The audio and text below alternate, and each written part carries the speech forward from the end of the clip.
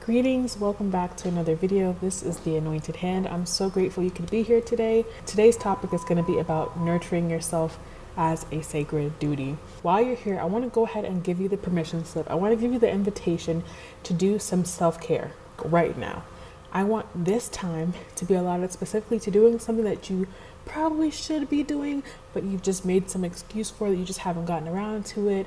Whatever it is, just stop and take a moment. For me, that's been putting some shea butter on my face, giving myself a massage, taking down these braids so I can have a proper wash day, get some conditioner in there, and then I'm gonna do a new style. So I want to invite you to do the same. Do something that serves you as we go into this topic. So I'm feeling really inspired. I just had another fantastic encounter with an amazing human on this planet, and I tend to just attract people with amazing transformational stories, and they share them with me and I share, and we both find each other peculiar and unusual and wonderful, and just an amazing sign from God that we are on the same path, or that we are similarly tapped into that limitless source of creation. Let me check on my daughter real quick. I probably keep myself more busy than the average person because I am always pursuing more. I'm always learning, I'm always expanding. I like to be involved in things and connecting with people, and at the same time I love to be in isolation. I love to have my solitude, and I noticed that sometimes when I'm in one extreme that my self-care tends to wane, and I just wanted to bring back to the focus, which I'm sure you already know, but nurturing yourself literally is a sacred job, because you cannot continue to do what you do unless you are well, and that includes your health, your well-being, cool, you surround yourself with, what you're eating, all those things. But lately it's been me focusing on my own thinking. And yes, I'm recording this now because I'm a mom and my kids are painting. For me to feel fulfilled in my life, I want to be able to do the things that I say I'm going to do. And part of that is showing up on these platforms, speaking and sharing stories with you and giving advice and just connecting with you and learning who you are. And I have to do that realistically the way that my life is set up now. So I'm doing something a lot more vulnerable, which is kind of inviting people into that space, but I'm curating the container that we're in and when and how we're going to do that. And it's been so freeing for me.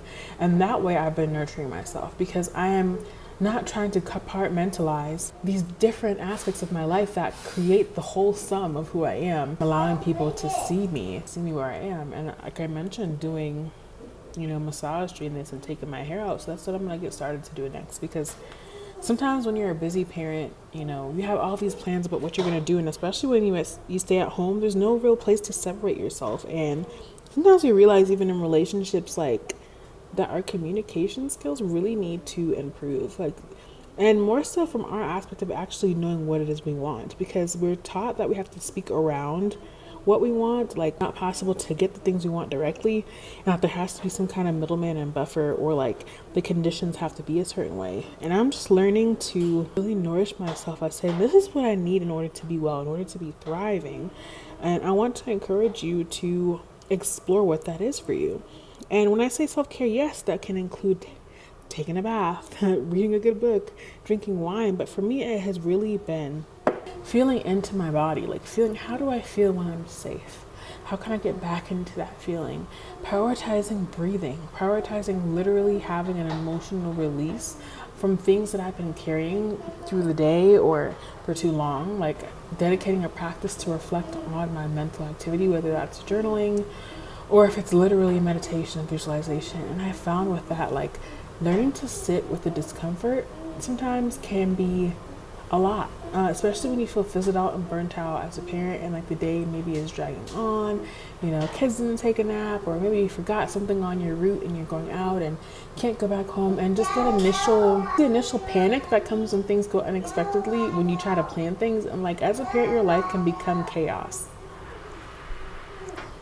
And we have to learn to roll with the punches. And now that I've been doing this for like 5 years, I'm starting to understand what battles are worth actually fighting. Like, what times call for sensitivity, what times call for gentle parenting, what times stand for a more firm approach, and not firm as in violence or even being harsh or critical, but I mean standing in my boundaries and letting my child maybe have the tantrum, or letting myself feel uncomfortable with being the one who has power in that situation, and like seeing that what I'm doing is in fact a good thing that's helping them to develop and to get stronger and to be more emotionally aware and competent of regulating themselves, and also knowing that they're not too much, that someone can witness them in that state and it's not going to change how much you love them or them being worthy or even about right or wrong necessarily either. It's just what it is. And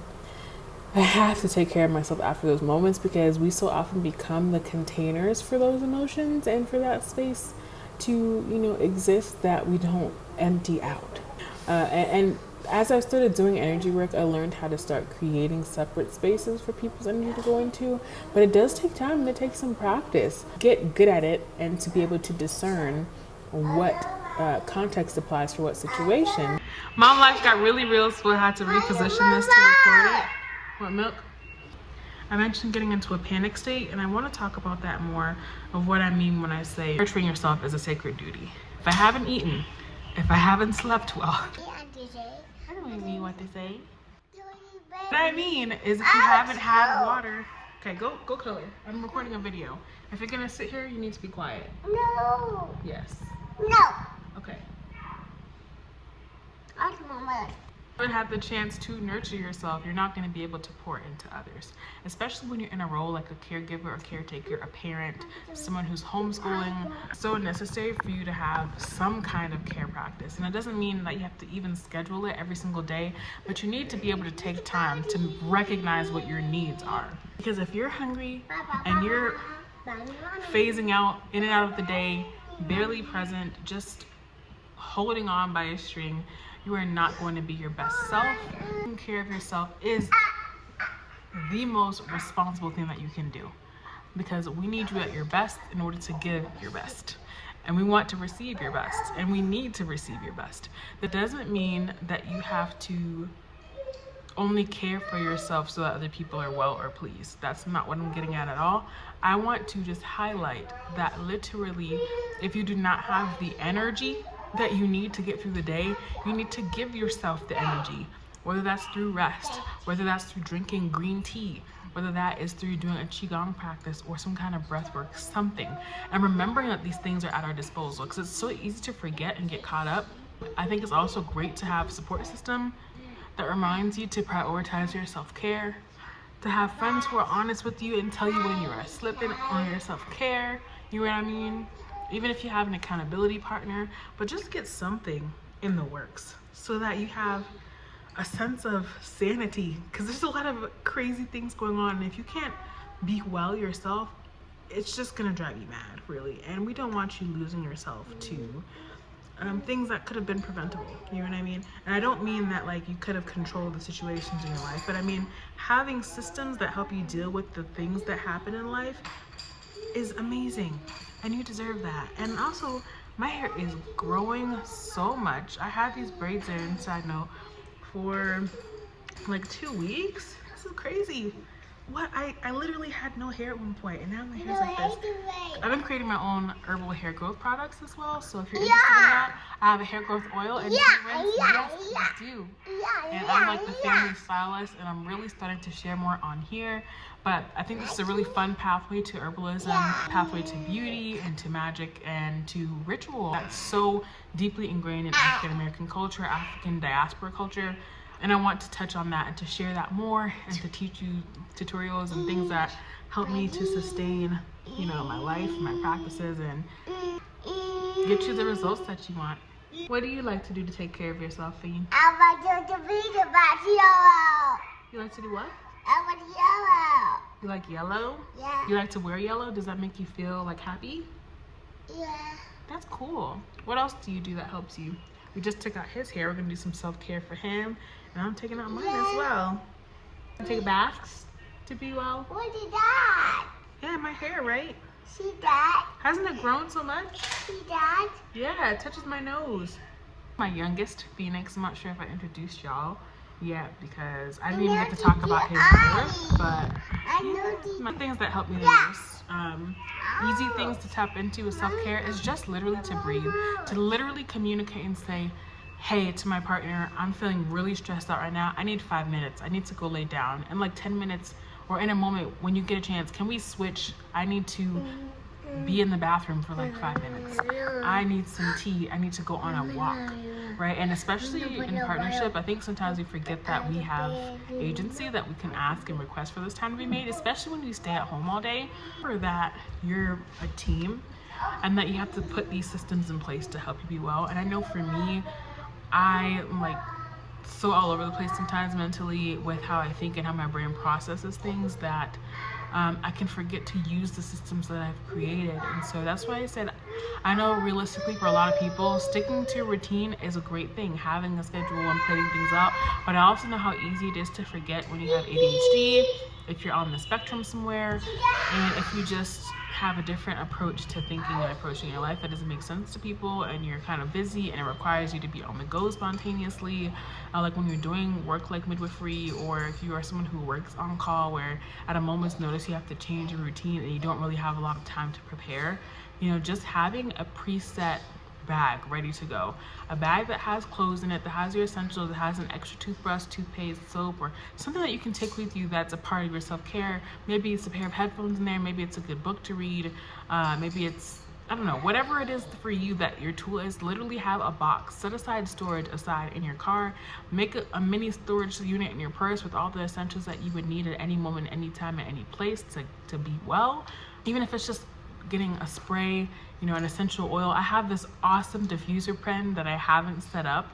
It literally releases essential oils as you write, and you can change it according to your mood.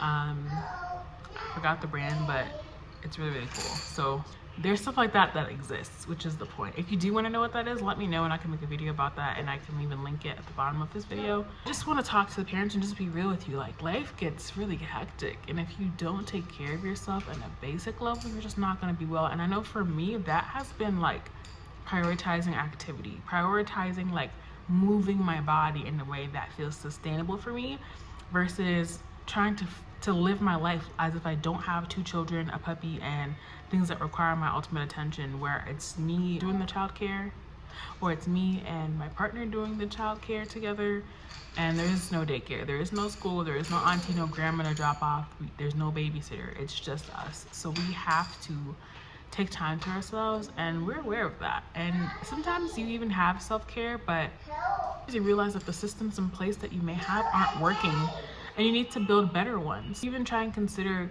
doing like weekly meetings with your partner to see what things are working, what things are not. And I know sometimes it can be difficult to have those conversations where your need is not being met and there's something you have to reestablish in your dynamic in order to make things functional. But usually things go much better than expected, especially when you're truly with someone who cares about you, and when you are speaking from a place of absolute need and not just this egoic thing that you assume someone should do for you. And when you create that vulnerability, it literally opens so much opportunity for you, and you realize, like, why didn't I ask for this sooner?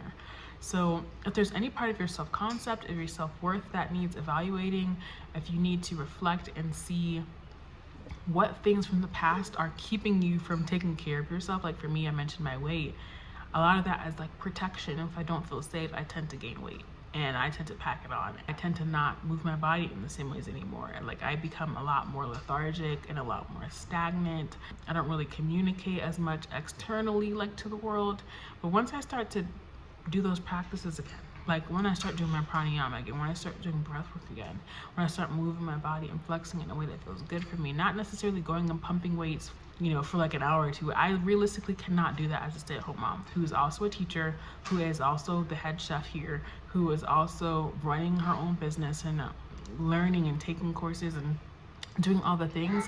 I would be completely fizzled out. It's not sustainable. For something to be sustainable for me, it means understanding energetically that it wasn't sustainable. I had to really focus on energy. I had to focus on God first. Like, I literally cannot do it all, and I have to be okay with not being able to do it all. There's so much I can do, but you don't want to do things at the expense of yourself to where you're bombarded, you're busy and booked. I don't want to be busy and booked.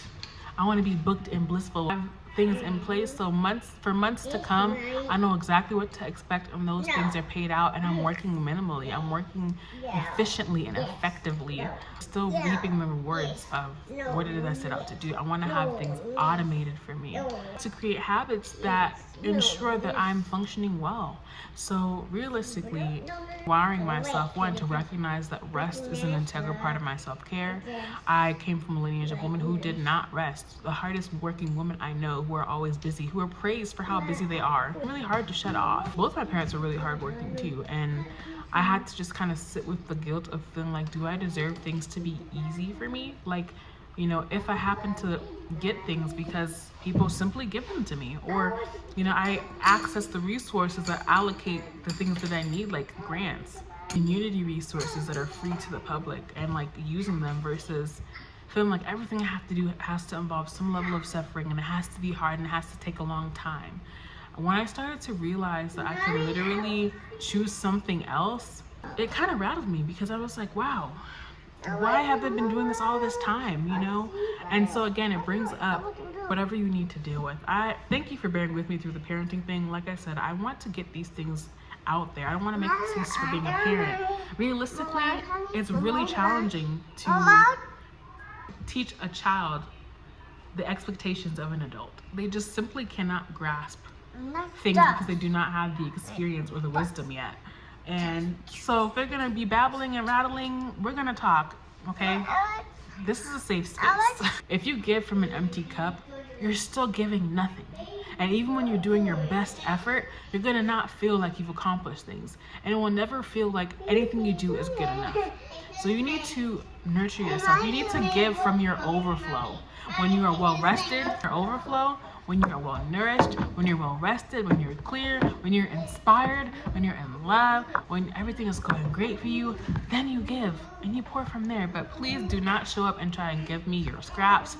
I do not want them. I don't even want to see you in that position or in that place, because you deserve better. You really do.